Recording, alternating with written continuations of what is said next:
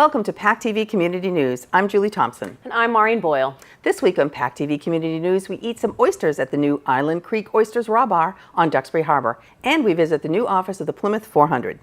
We let the music set us free with Katie Dobbins at the Pembroke Library, and we learn more about the National Night Out Community Policing event with the Kingston Police Department. We bring you the highlights from the recent visit by the Draken, the largest sailing Viking ship in modern times that stopped into Plymouth Harbor. And we have Erika Christensen on set to talk about the success of the PACTV Summer documentary programs and what's coming up for the new school year. But we start tonight's show in downtown Plymouth.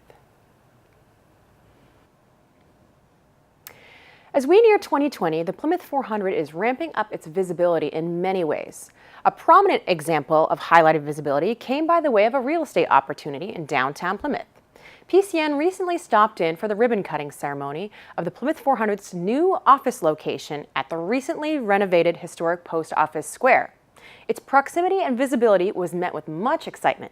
PCN has more. So today we're having our business partner open house, business and organizational partner open house.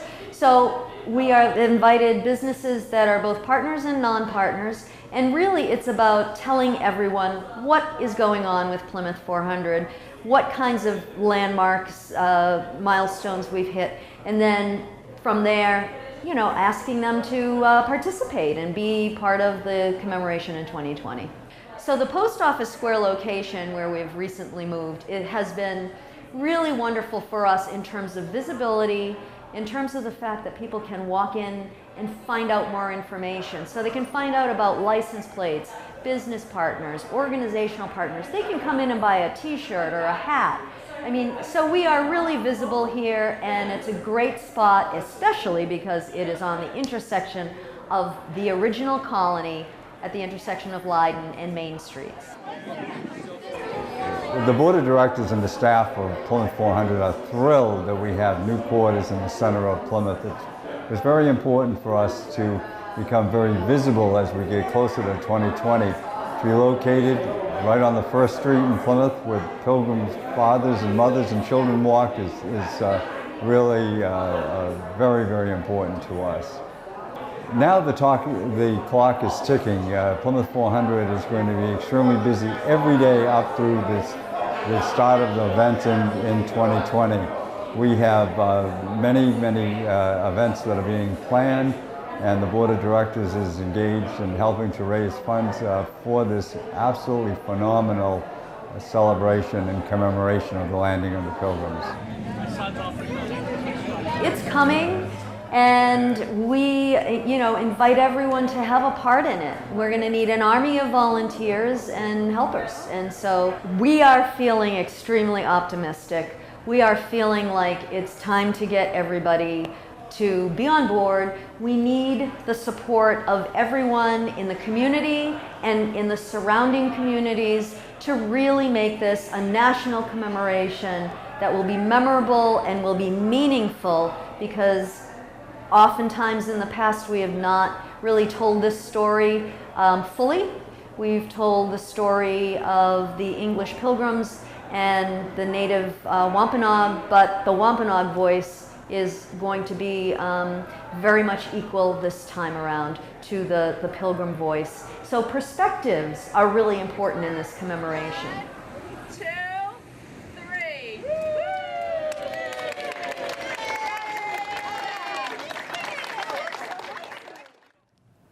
Island Creek Oysters recently opened a waterfront raw bar at their new headquarters on Washington Street in Duxbury. The bar offers beer, wine, canned cocktails, and of course, fresh Island Creek oysters. PCN stopped by to learn and eat more. Welcome to the Raw Bar at Island Creek Oyster Farm, which is located just up from Duxbury Bay. It had been a long-time dream of the ownership here at Island Creek to be able to enjoy the oysters in the same place where they were grown. So when this property became available, we moved right in and the dream kind of became a reality. I started out at Island Creek about 7 years ago after working at a restaurant for a long time that sold Island Creek oysters. So I started with the sales team here, worked with restaurants in Boston, all over the country, and kind of settled in for the last few years working with the restaurants that we own, the Island Creek Oyster Bars, Row 34s, and Les Sablons. And this year I've helped to kind of open up and will manage the raw bar at the farm for the summer. Production on this was pretty quick. We definitely wanted to get open for the season, so it was really just a couple months of turnaround. I think the paperwork process was a little bit longer than any other part of it. The truck we were able to find from Clover Foods in Boston, they had taken their trucks off of the road a couple years ago, and through a series of phone calls were tipped off that maybe they might have one that could fit our needs. We have lots of great local oysters that we're featuring here at the Raw Bar. We have 3 from our farm, which are the Island Creek oysters, Row 34 oysters, and then Aunt Dottie oysters, all grown within your sightline. And then we have tinned fish that we're importing from Spain. We have octopus, mussels, sardines as kind of a rotating cast there. And then we have Island Creek caviar as well, which comes from a farm that we're working with in Sacramento in California. So one of the best parts about being so close to where the oysters are grown is being able to get the freshest product anywhere. So oysters in a lot of cases come out of the water in the morning and then they're here at our truck in the afternoon, and it really doesn't get much fresher than that. We have a variety of local beers on draft. We also are offering 2 different wines on draft at the moment. We have canned offerings, wine by the glass, wine by the bottle. We have cocktails in cans because it's hard to launch a full bar program out of a tiny food truck. So that adds a little variety and hopefully a little something for everyone. The sails, which we're using for some shade cover, those came from our neighbors and friends at Duxbury Bay Maritime School, so those are some retired sails. The driftwood table that runs through the center of the patio was designed by local artist Michael Coyne from driftwood that he actually sourced himself off of the spit in Scituate. We also have some great artwork on the property. Skip's daughter Samantha did a mural with one of our farm crew members, Ben, and that you can find here at the Raw Bar and then also in the back of the truck. They did some work there as well, so lots of great things to see. So this piece of the property was the natural fit for the Raw Bar because it sits right at the end of the dock where you can see our farmers working every day. They're out there sorting seed. It will be the home of our upwellers, and there's just a lot of action. You can also look out onto the mooring field and just beyond, and that's where really all the oyster farms in the bay are. So it's really the hub. This year we hope to be in operation until late October if Mother Nature is on our side. Let's pray for some warm weather. And we are here 6 days a week, no Mondays, but you can find us from noon until about twilight the rest of the week. We don't always end up being that person we imagined we would as children, but singer-songwriter Katie Dobbins feels we can still make that little person proud by conquering the insecurities we frequently face as adults. This was a breakthrough she personally had with her music that set her on a path to helping others conquer their fears. Through song and story, Katie launched a concert series called Let the Music Set You Free. PCN stopped in the Pembroke Library to learn more. I actually didn't play music for about 5 to 7 years through my college years and a little bit after, and I had convinced myself that I didn't really need to play music, and then I realized that I really missed it and it was something that I was really passionate about, and the reason that I wasn't pursuing it was out of fear that people wouldn't like it or it wouldn't be well received. It's very vulnerable to share your art.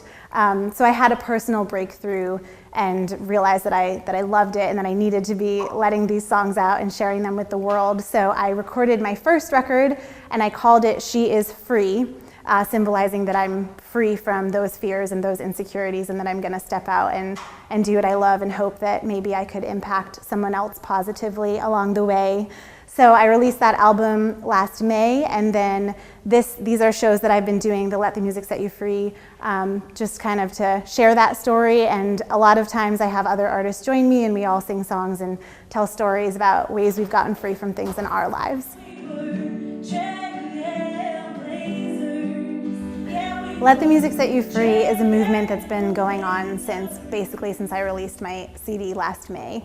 And it's really just, at its core, it's a movement meant to spread kind of awareness and awakening to people, because I feel like we're all born with a lot of passion and a lot of life and love inside of us. And you know, as you move through life and through adulthood, sometimes you start to lose some of that, and it's not a choice always. I think sometimes life pulls us in different directions, and our passions get lost along the way. And so for me, music was my wake-up call to kind of come back to that child, you know, that little girl that lives deep inside of me that I had lost along the way. And I hope that my songs and my stories and this movement and these shows kind of speak to people in that way and say, hey, what are you passionate about? What do you want to tell little boy you or little girl you? Like, what do you want to bring out in yourself that, you know, that little one would be proud of, and kind of get back to that zeal for life, if you will.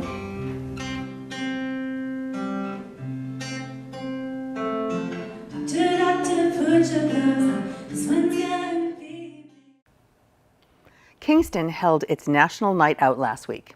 The event is an annual community building campaign that promotes police and community partnerships and neighborhood camaraderie to make our neighborhoods safer, more caring places to live. The goal of National Night Out is to enhance the relationship between neighbors and law enforcement under positive circumstances while bringing back a true sense of community. PCN was proud to bring you this glimpse of a wonderful evening.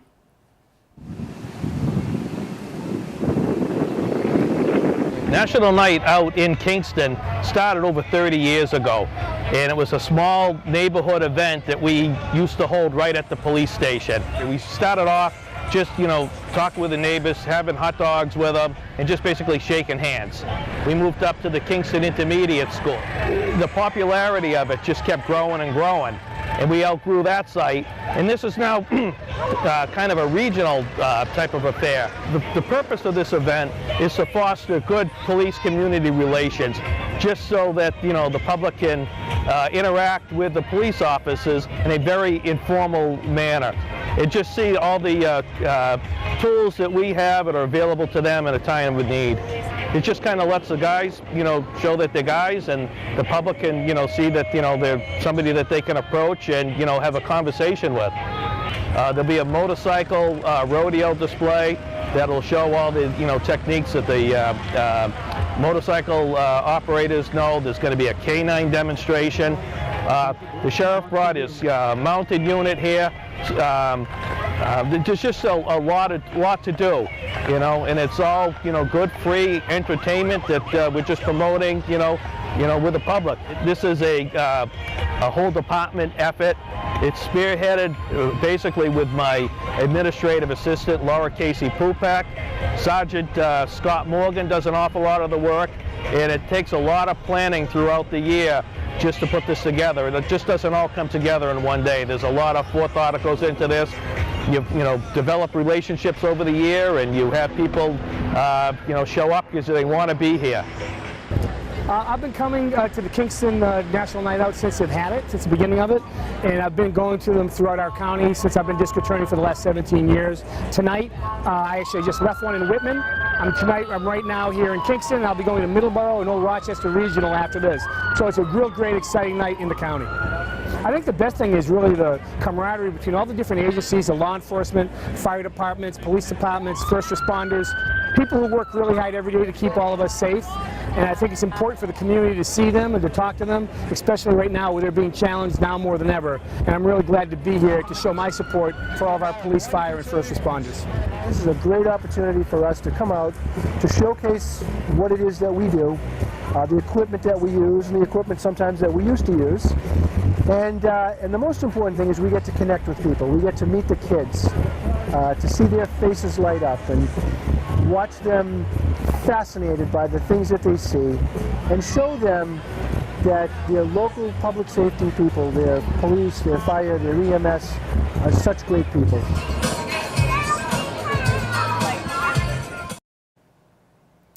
Plymouth is known for making history come alive with Plymouth Plantation and its various well-kept historic properties and museums.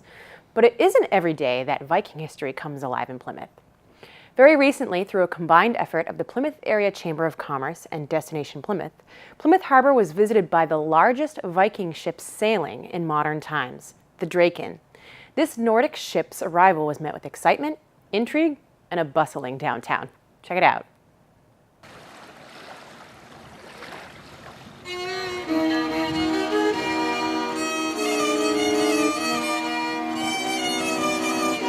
My name is Björn Alander and I'm the captain on Draken, Harald, Hårfagre.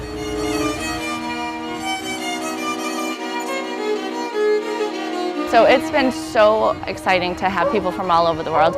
The crew itself makes up many different backgrounds, not just Scandinavian culture, but people from all over the US.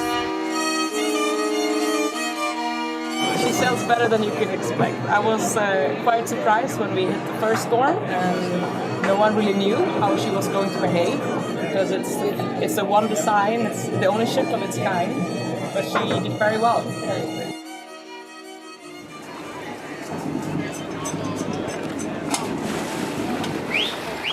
She was built in Norway 2010-2012 and the purpose was to find out how the Vikings was able to cross North Atlantic with open ship and find out about the ship, how it acts, and also if the crew can stand to live in a tent and go around Greenland in icebergs and things like that. And we made it.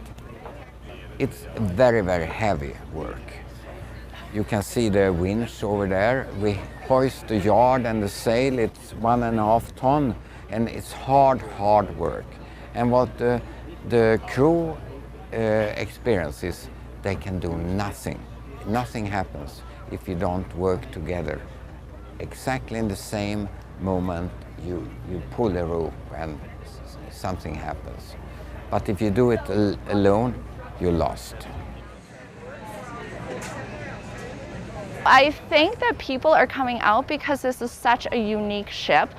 It is a foreign ship, so it's coming from Norway, and I think it's an exciting opportunity. We've had tall ships in the past, and that's wonderful and beautiful to see, but this is just so different and unique. And having it be a foreign ship, crossing the Atlantic Ocean is quite a feat in itself, so coming from Norway is pretty amazing. I think a lot of it is also there's a local show on the History Channel of Vikings, and that has sparked a lot of interest as well. And a lot of people have their ancestry with Vikings or Scandinavian culture. I was drawn to it because from my research, it is possible that in year 1004, a Viking ship actually could have come to this area. Thorvald Eriksson is rumored to have been here, visited here, and killed here in battle with the native people so much longer, even before the Pilgrims got here. So when the opportunity came up, my first tagline was, the Vikings are coming, ... again. That didn't really stick because it was too long of an explanation. So we just did the Vikings are coming. So if there's a common denominator, I suppose it's a few things. One is the strength of character to make that kind of a crossing. With the Vikings, it was crossing over and then going back. With the Pilgrims, it was crossing over with not really a heck of a lot of an option to go back. And I think the American spirit is in that travel, in that experience. So the end result may be different, but I think it just moves us as a story. Everyone was thrilled to see the Draken pull in on Tuesday.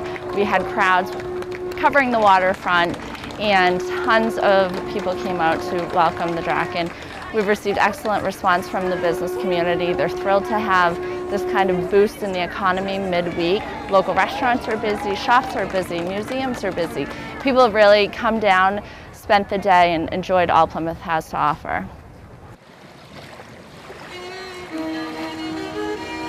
What we didn't expect in the States was the hospitality and all the people who is interested, and everybody is very friendly. So I didn't expect that, and I thought this small piece of wood should not be any big interest. But everywhere we come, like today in Plymouth, was a lot of people.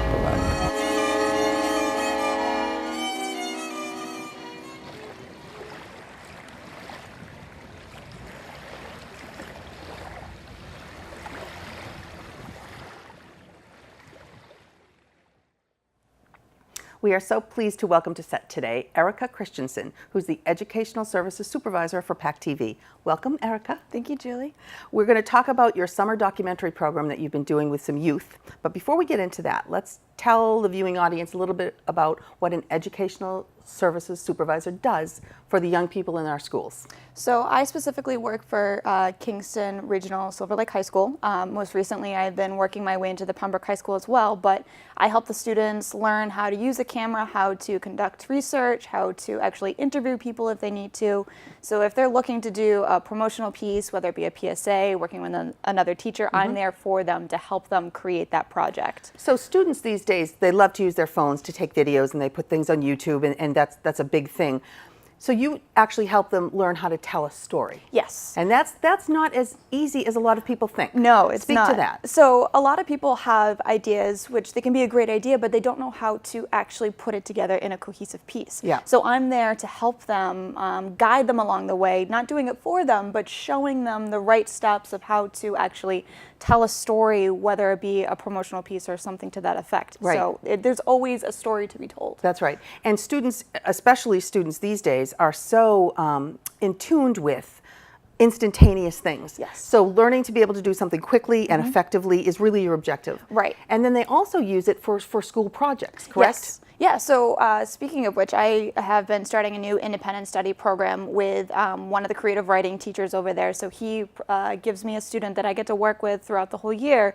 And last year I had a student, phenomenal young man, who would take his poetry and turn it into something visual. He was a phenomenal writer, beautifully written, and then he was able to take this camera and turn it into something amazing that he's never done before. Right, right. So he had two venues for that message. That's wonderful. Now, talk a little bit about the summer program itself, which we have here at PACTV, the summer documentary program. Yes. So what it is a 2-week documentary workshop where students come in at 7th, 8th, and 9th grade, so from 12 to 15 years of age.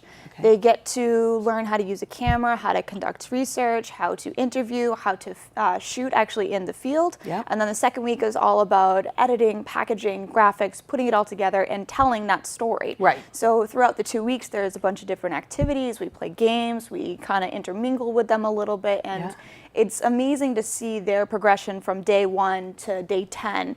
And they all become like best friends by the end of the 2 weeks, which is great. And what do you think the biggest thing they learn is by working on a cohesive project like this together, from soup to nuts, from figuring out what you're going to even do to a finished product? I think the biggest thing that they learn is how to tell a story. They don't realize how much work actually goes into it of telling it the right way, because you may have a thought, you may be able to say the thought, but you can't put it together in the correct order. Yeah. So that's the biggest thing that they take away. Okay, so we are really lucky. We're going to have a little preview right now of the summer documentary that you've done for this year. And what is it about? So this year we did a documentary about dogs, but more specifically behind the psychology of why they need to be socialized to prevent dog bites within the community. Okay, so how to treat a dog so it doesn't bite you. Yes, basically. Exactly. Okay, wonderful. So we're going to take a look at this and we'll talk about it on the other side.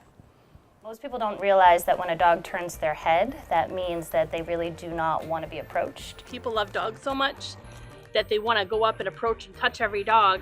And if they just wait for a dog to take their time and approach them at their own pace, dogs would appreciate it more. They're not subtle creatures. They're very good at telegraphing what they're thinking, and I think that with even just 5 minutes of training or watching a few YouTube videos, you can recognize when a dog is scared or when they're feeling aggressive or when they want you to approach or don't want you to approach. When you want to ask the owner if they like to be pet, and you can also ask where they like to be pet, because some dogs are hand shy, meaning that if we reach for them, they don't want us to pet on top of their head. They'd rather us touch their chest or under their chin. Dogs sometimes are frightened by fast movements or loud noises, or little kids that move fast and don't know their own hand strength. Any of those things can make a dog afraid. And unfortunately, sometimes when dogs are afraid, they lash out and they do things that they're embarrassed of later, same as everybody. But in their case, it can cause some really significant harm.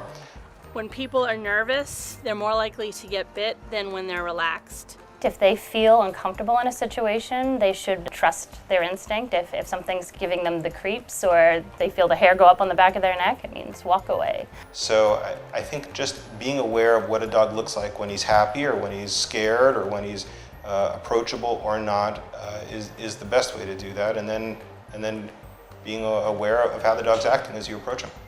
And as far as breed discrimination, it really has to do with their temperament. I don't think that there's one breed that is more awful than another. It's really all about figuring out if the individual dog gets along well with other dogs or other people. Not that pit bulls and bully breeds are more likely to cause a problem. It's that if they do, it's going to be a big problem. Speaking of pit bulls and that type of breed, I know hundreds of these dogs. I have one.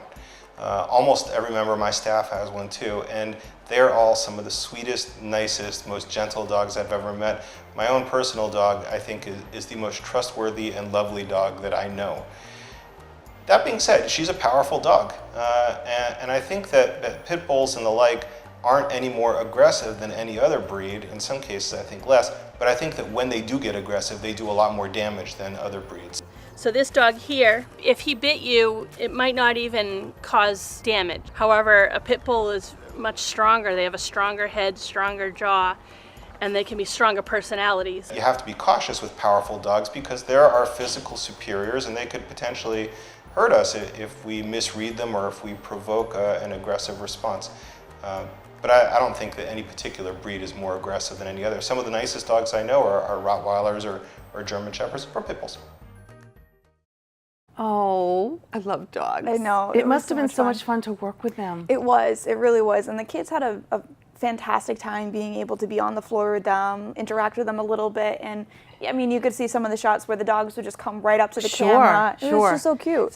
And you don't think of socializing with dogs. I mean, when I was small growing up, there was no leash laws. Dogs ran wild. And I think they were just more part of the neighborhood, where now they go to doggy daycare in the mornings, and you have to really be careful with how you interact with them. Right. And I didn't realize that when you're walking down the street, some dogs don't want to be touched. Yeah. And if there's a stranger carrying their dog around, don't run out, don't try to touch the dog. They don't like it. Right, or ask. Right, exactly. Yeah, if the dog comes up to you, just stay still, ask the owner, is it okay? Yeah. And then go ahead and proceed, and just make sure you're absolutely aware of the personality of the dog. Then you'll both have a joyful experience. Exactly. Yeah. Now in our last minute or so, talk about the different documentaries that you've done over the past few years. So over the past few years, we've done a couple different documentaries. When we first started doing it, we did it on shark tagging in Duxbury, and then we did it on the Fideli's Chocolate Shop in both Pembroke and Plymouth. Yeah. We have done the perspective of Thanksgiving from the Wampanoags. Yeah. And then last year, we did a documentary on the importance of aquaculture through Island Creek Oysters. Excellent. So the kids are not only getting experience with learning how to put together a documentary from soup to nuts, they're also learning a whole new industry each time you're doing or not necessarily an industry, but a whole philosophy, a whole way of being. Right. That otherwise they may not have been exposed to. Right. So not only are they learning about the camera and all the different types of equipment and editing, but they're also learning something else, whatever the topic may be. Yeah. So it's a learning experience throughout, no matter what they're doing. That's great. And you've been award-winning with these documentaries? We have been award-winning with these documentaries. We have submitted to the Telly Awards and the Indie Fest Awards. And you've won each year, I believe. Each year, yes. That's fabulous. Yes. Wonderful. Thank you, Erika. Thank you, Julie. Thanks for joining us. And thank you for watching. If you want to see the show again, you can check out our website, and PCN is also on YouTube. Be sure to follow us on Twitter and like us on Facebook to get up-to-date info. PCN will be taking the next 3 weeks off, but we will be returning to the airwaves the second week of September. We will see you again soon, but in the meantime, from all of us at PACTV, have a great week.